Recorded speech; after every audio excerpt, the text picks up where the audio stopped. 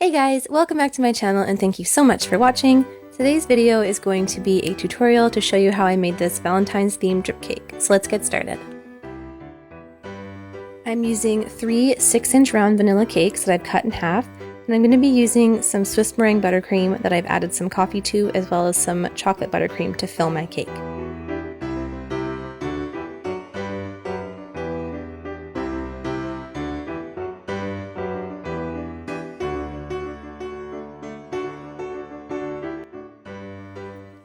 I'm using my small offset spatula to make sure my buttercream is nice and even, and then I'm going to pop that into the fridge for about 10 minutes to help it firm up before I add my crumb coat.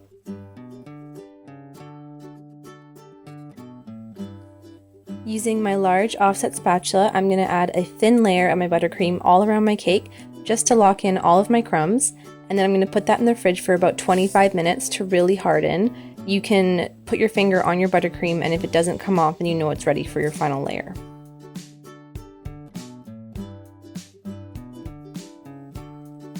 I'm adding a generous amount of my Swiss meringue buttercream that I've dyed just a light pink shade, and I'm going to cover my entire cake in that, and then I'm going to go over that with my bench scraper just to smooth everything out. And then using my offset spatula, I'm just going to drag all of that buttercream that accumulated at the top of my cake into the center to smooth that out as well.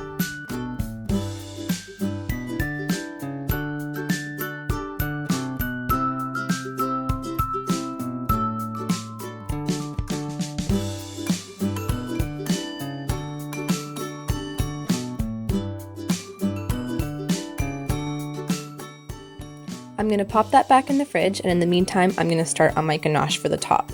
So I'm using equal parts chocolate to equal parts heavy cream for this recipe. You can see I'm using a mix of white chocolate and pink candy melts because I'm just going to use the candy melts to dye my color that I want, but if you just wanted to use a food gel paste, then you could just use all white chocolate and add the color in at the end. Next, I'm going to microwave that for 30 seconds at a time, and I'm going to stir really well in between to help my chocolate melt. And then once it's all set up, it should look something like this. And if you didn't have pink melts, this would be the stage where you added your food coloring. Once everything's all melted, I'm going to leave that alone for about 15 minutes and start on some of my toppers for my cake. I'm rolling out some gray fondant, and then using my heart cutters, I'm going to punch out a bunch of different sizes.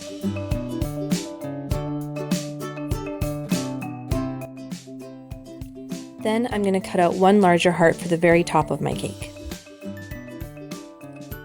For my smaller hearts, I'm going to be taking some Rolcom Silver Luster Dust mixed with some clear vanilla extract, and I'm going to mix that together until I have more of a paint consistency. You don't want it to be too runny. And I'm going to brush that on all of my smaller hearts.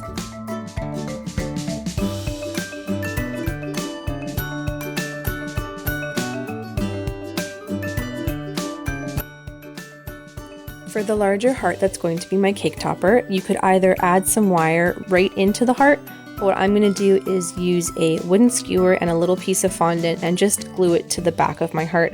I find this is a little more stable, and because it's on the thinner side, I don't risk having the wire poke through when I'm trying to push it in. And then I'm just going to let that set up and dry before I decorate it further. Instead of using the luster dust from my larger heart, I'm going to use some disco dust, but you could use whatever you prefer.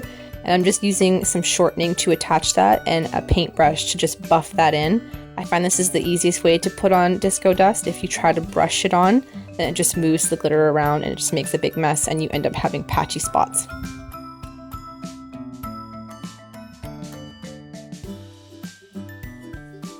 So now I'm going to take my cold cake out of the fridge and then use my ganache that I have let sit. And I'm going to start adding that to the very edge of my cake using a spoon. You want to be careful with this, and you can pretty much do whatever you like. I like really runny, messy looking drip cakes, but if you want more of a controlled look where the drips don't go all the way down to the bottom, then you can add a little more chocolate to your recipe so you have a firmer ganache. But I like the way this looks. You do whatever you want, thicker drips, thinner drips, whatever floats your boat. Once you worked your way around the edge of the cake to get the drips the way you want, then just add a little more ganache to the center and just smooth it out so the entire top is covered. Now I'm going to add all of the goodies I bought for my cake to the top, and I have a bunch of different stuff that I got from a bulk store near me, and you can really put whatever you want on the top. I just grabbed stuff that was in the colors of pink and red and white, and I have some gumballs and some heart-shaped gummies and some pearly looking jelly beans. I grabbed a bunch of different things, and then I'm going to put my topper right into the top of my cake and kind of just build my candy around that to hide my skewer.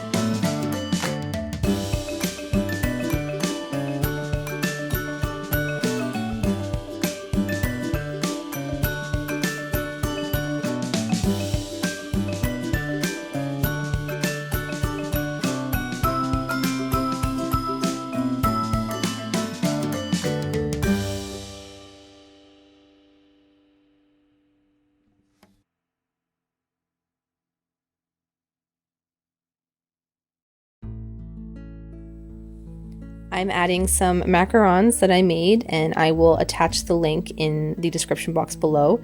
It's the Joy of Baking's recipe. It's really great if you're not confident with macarons, so I highly suggest watching her video on how I made these.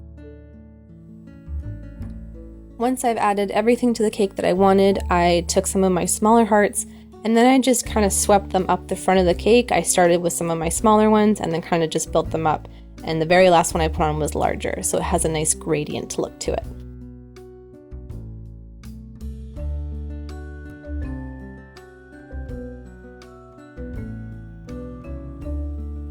This was the finished cake. I think it turned out really pretty and it was really fun to make. Thank you so much for watching, and I will see you in the next video.